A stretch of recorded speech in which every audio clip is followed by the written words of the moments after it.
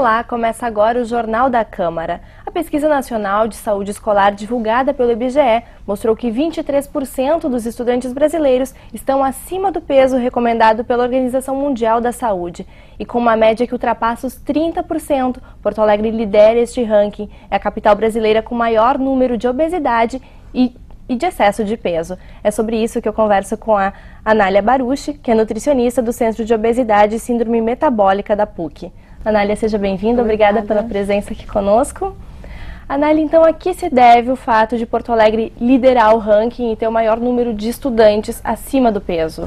Tá, Mariane, o que eu observo assim, na prática clínica, no consultório, nos adolescentes, nas crianças, que geralmente eles não fazem o café da manhã, eles não têm tempo, alegam, não tenho tempo, ou não gosto, não tenho fome de manhã, então a maioria não consome, não faz o café da manhã, não costumam fazer as refeições intermediárias entre almoço e jantar, não comem nada, então eles passam muito tempo sem se alimentar, e daí quando eles vão comer, eles fazem uma refeição muito grande, tá? Praticam muito pouca atividade física, os hábitos alimentares são incorretos, não gostam de frutas, poucos consomem verduras e quando consomem uma quantidade muito pequena. Isso é uma característica geral dos adolescentes, não só aqui no Rio Grande do Sul. Isso observa na clínica, mas no geral a gente sabe que isso acontece. Tá? Agora, o que pode estar influenciando essa pesquisa aí pode ser também a questão que o clima aqui no Rio Grande do Sul é complicado. A gente tem um inverno muito prolongado e rigoroso. É bem diferente dos outros estados do país. A gente observa Minas Gerais, São Paulo, que agosto já está quente. Né? Então, lá é um mês de frio e não é um frio tão intenso. Agora aqui não, aqui é um frio intenso e se prolonga muito. Então isso também dificulta as pessoas, às vezes até para sair de casa mais cedo, para fazer uma atividade física, o tipo de alimentação, né? Porque daí o inverno muito prolongado, eles evitam, eu não consigo comer salada, é frio, aí eles querem coisas mais quentes, comida também não apetece. Não apetece tanto. Então isso pode ser um dos fatores. A questão cultural das famílias alemãs, italianas, porque tem os hábitos da cuca, da chimia, do pão caseiro. Muita massa. Muita massa. A questão do churrasco, salsichão. Então, todos são hábitos regionais daqui do Rio Grande do Sul que pode estar contribuindo. E além disso, a pesquisa mostra, Anália, que além de os estudantes de Porto Alegre estarem acima do peso, os hábitos alimentares também não estão piores do que dos estudantes das outras regiões. Porto Alegre é a cidade que mais consome refrigerante, que mais consome panificados e que menos consome arroz, feijão, cereais, legumes e frutas. O que a gente observa assim, basicamente, os adolescentes, as crianças, até os adultos mesmo reclamam, o feijão é complicado de estar fazendo em casa, e daí nos restaurantes o feijão, às vezes até no self-service, o feijão não é tão apetitoso, não apetece tanto, e em casa é complicado, tem que demora para cozinhar, e hoje como as pessoas não têm muito tempo, então elas querem coisas mais práticas, e acabam deixando essa mistura arroz, feijão, que é um hábito muito saudável, nutricionalmente excelente, de lado. Eu sempre incentivo, então se não consegue comer o feijão, tenta consumir a lentilha, ou grão de bico, qualquer leguminosa, ou soja, porque um complementa o outro e é bastante importante. Outra coisa que eu observo, que me deixa muito preocupada com a alimentação dos jovens e crianças, é o baixo consumo de cálcio. Que seria a fonte? São os leites e derivados. Então, hoje em dia, a gente observa que as crianças tomam muito suco com sanduíche ou refrigerante com sanduíche, não tomam mais leite como tomavam. Por não em café da manhã. Como tomavam antigamente. E aí essa criança, ela não alcança a recomendação ideal de cálcio para a sua idade. Quais são os prejuízos nesse caso?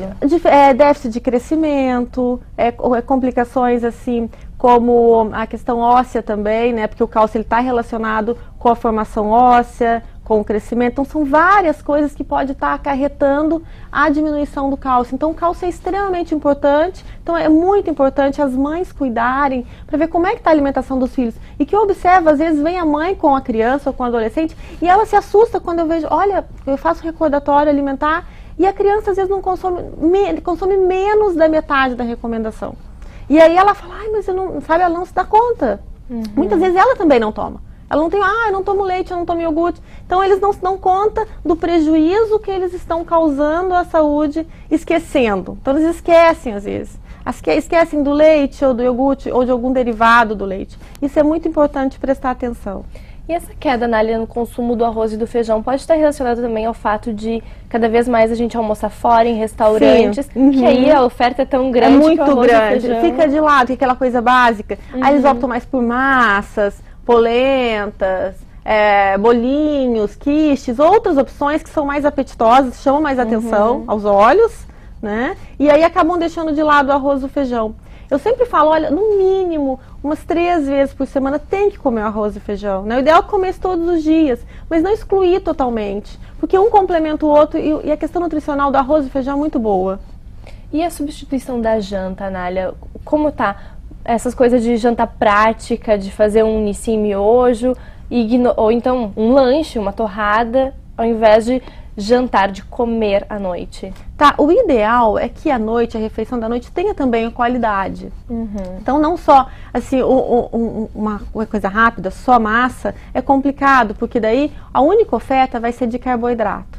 E a gente sabe que se eu consumir muito carboidrato e eu não gastar, ele vai transformar em energia. Daí eu aumento o meu peso. Então o ideal é que associe um pouco de carboidrato, até pode ser uma massinha, mas uma massinha com molho de tomate, evitar molho branco, né, que isso aí já melhora bastante a qualidade.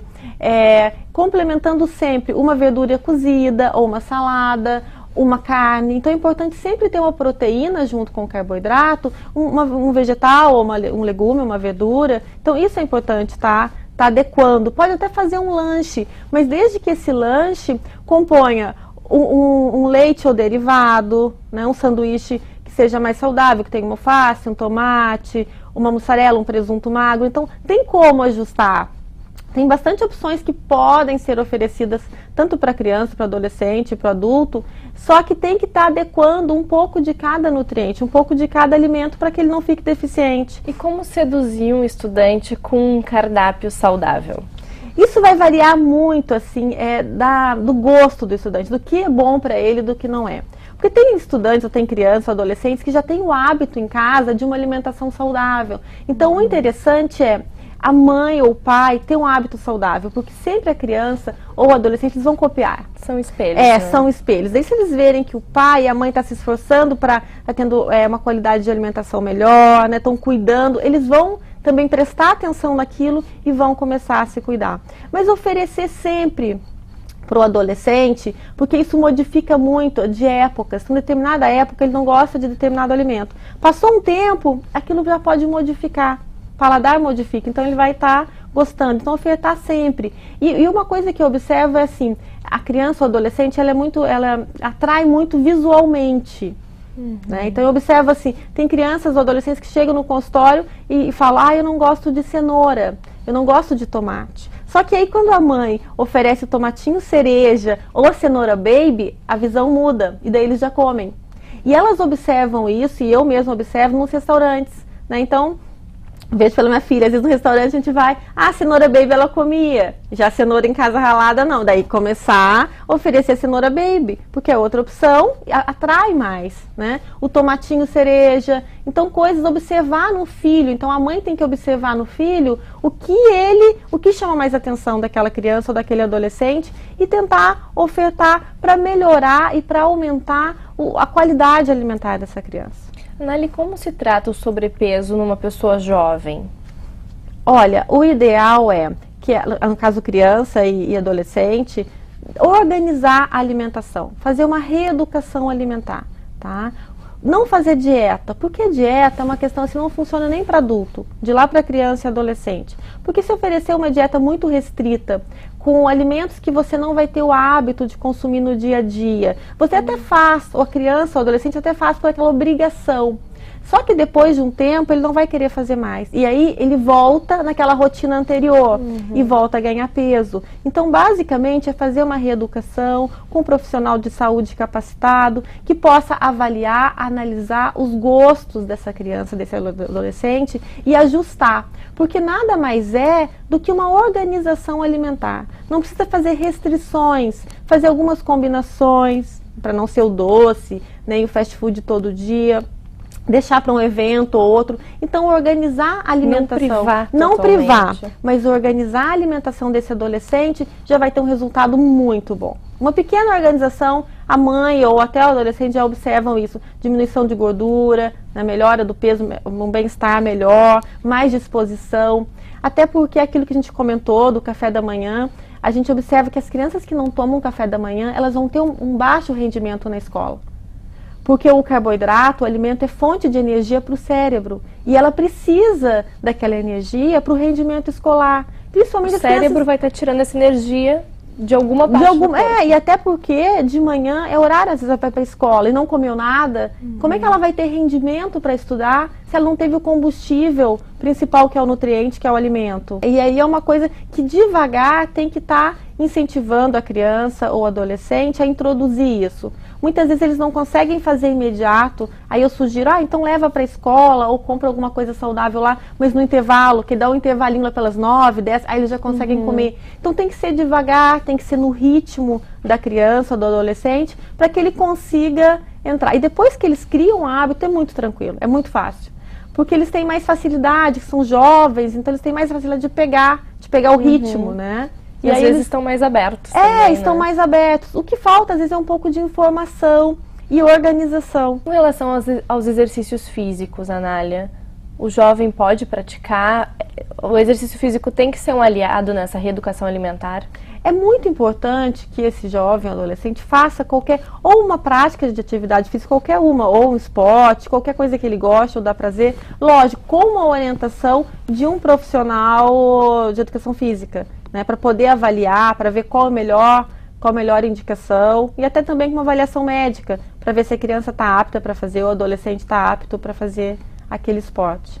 E quais são os riscos de uma criança, um jovem obeso se tornarem um adulto obeso? Olha, 3/4, das crianças que são obesas vão ser adultos obesos.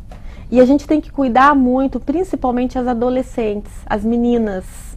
Por quê? Porque as meninas, pela própria fisiologia da mulher, quando elas entram na puberdade, elas acumulam mais gordura. Os meninos, eles ganham massa e as meninas ganham gordura. Então as meninas, elas têm uma tendência muito grande de aumentar o peso na adolescência. Então 80%, de acordo com as pesquisas, 80% dos adolescentes, principalmente das meninas, que o risco é maior, que são obesas nesse período, vai se tornar obesa na fase adulta. E é na adolescência que surgem aquelas ideias malucas de dietas loucas, sim, sem acompanhamento, sem nenhum critério. Que a revista colocou na capa: emagreça 6 quilos em 14 dias. É as dietas da moda. Cada verão surge algo atrativo para vender. Né? Então é bem complicado e aí a gente tem que cuidar muito, principalmente as mães, para que essas meninas não invertam, né? não confundam os papéis. Então o ideal é que elas façam uma reeducação alimentar, procure um profissional capacitado para isso, para que possa orientar de forma correta. Porque às vezes elas têm uma orientação equivocada, totalmente errada do que é uma alimentação adequada. E aí elas fazem restrições enormes, né? Às vezes passam mal, desmaiam, ou podem estar desenvolvendo uma anemia. Então elas podem estar acarretando riscos à sua saúde devido à falta de informação e ou seguindo coisas absurdas para perder peso. E podem, inclusive, recuperar tudo isso. Com certeza. E aí vai ser o efeito sanfona. Se perder peso muito rápido, vai ganhar peso muito rápido e às vezes o dobro. Então eu sempre falo, olha, perder peso não tem mágica. Você tem que mudar teu hábito alimentar. É devagar, no teu ritmo. E devagar vai eliminando esse peso, só que a vantagem é que você consegue manter esse peso. Diferente do que, né, uma coisa louca, maluca que você faz ali uma semana, perdeu 4 quilos, mas isso é impossível, porque depois você vai voltar no teu hábito antigo e vai ganhar peso de novo. Anália, e essa pesquisa do IBGE, ela analisou também a autoimagem, como o adolescente se vê com relação ao peso, e os resultados foram bem interessantes, né? Pessoas magras se veem gordas e gordinhos se veem magrinhos. O que isso quer dizer, Anália? É que a adolescente, no geral, ela tem uma visão distorcida muitas vezes da tua forma física. Tá? Agora, essa questão que você comentou, às vezes elas acham que estão acima do peso e na balança o peso está ideal. É que basicamente a gente não tem que estar considerando só o peso da balança. a gente tem que analisar o percentual de gordura dessa menina. Porque muitas vezes elas chegam no consultório assim, ai, Anália, olha, eu tô gorda. Só que daí, lógico, a gente pesa, vê que o peso está ideal. Só que quando vai se fazer o percentual de gordura ou uma bioimpedância, a gente observa que o percentual está muito alto. Então, naquele peso corporal, ela tem muito mais gordura do que massa. E aí aquela gordura localizada no abdômen, no quadril. Então, isso incomoda a menina. Ela se sente gorda por excesso de gordura naqueles determinados locais. Mas não necessariamente que ela esteja acima do peso. Isso é decorrente da qualidade alimentar. Então, se ela consumir alimentos com uma qualidade alimentar ruim, ela pode consumir pouca quantidade de alimentos. Só que a qualidade ruim, ela vai ter muito mais gordura corporal do que uma menina que consome a mesma quantidade de alimento, a mesma caloria, né? Exemplo, 2 meninas que consomem o mesmo valor calórico, só que a qualidade é diferente, a constituição do corpo dessas meninas também vão ser diferente. A que come mais frutas, verduras, legumes, carnes magras, arroz, feijão, evita refrigerante. Então ela pode ter até o mesmo peso da outra menina, só que a constituição dela vai ser diferente. E depois que essa menina estiver acima, né, acima do percentual de gordura, aí ela tem que fazer bastante atividade física para reduzir tudo isso e fazer uma reeducação alimentar para melhorar a qualidade. E o resultado é muito bom. A gente observa que ela diminui bastante medidas, consegue diminuir o percentual de gordura, associando... Sem modificar o peso. Sem modificar o peso, associando a atividade física junto com uma reeducação alimentar. Qual é a dica, então, que tu dá para as famílias? Tu já disseste, né, que os pais têm que ficar atentos à alimentação dos filhos. Sim. Quais são as dicas de alimentos imprescindíveis? Tu já citaste também o leite, né, que está em falta na mesa dos gaúchos. Quais são as outras dicas de alimentos que não podem faltar, que são importantes, inclusive, para o desenvolvimento das crianças? Tá, olha, basicamente frutas, legumes, verduras, o leite derivado que a gente comentou. Se puder sempre substituir o pão branco pelo pão integral, é muito mais saudável, né? Substituir margarinas, manteigas por um requeijão light. Então, pequenas substituições, não precisa excluir nada, já vai fazer uma diferença muito grande. Agora, o que é interessante também, os pais incentivarem os seus filhos a fazer uma atividade física. Evitar os pais também desmotivar o filho de almoçar em fast food.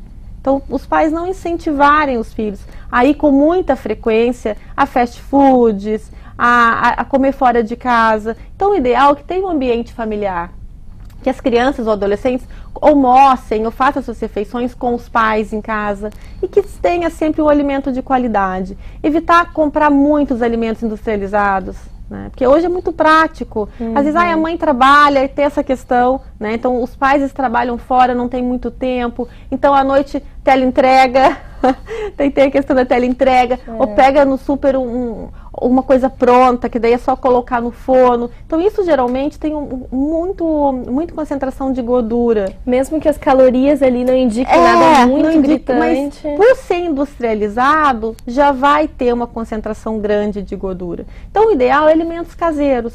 Nem que se congele uma porção, ou que se faça, tem bastante opções práticas, rápidas, que dá para fazer à noite. O consumo de ovo é interessante, é importante para o adolescente e para a criança. Então pode estar fazendo um ovo quente à noite, um omelete, lógico, com bem pouca gordura, né? Um pouquinho de arroz, feijão. Tem como fazer coisas práticas e rápidas em casa e não necessariamente ter só que tá ligando para uma teleentrega ou falando, pede alguma coisa no fast food, que seria mais prático. Então tentar fazer esses ajustes. Tá certo, Anália. Muito obrigada pela presença. Obrigada por todas essas informações também. Eu que agradeço. Obrigada também pela sua atenção. Até o nosso próximo encontro.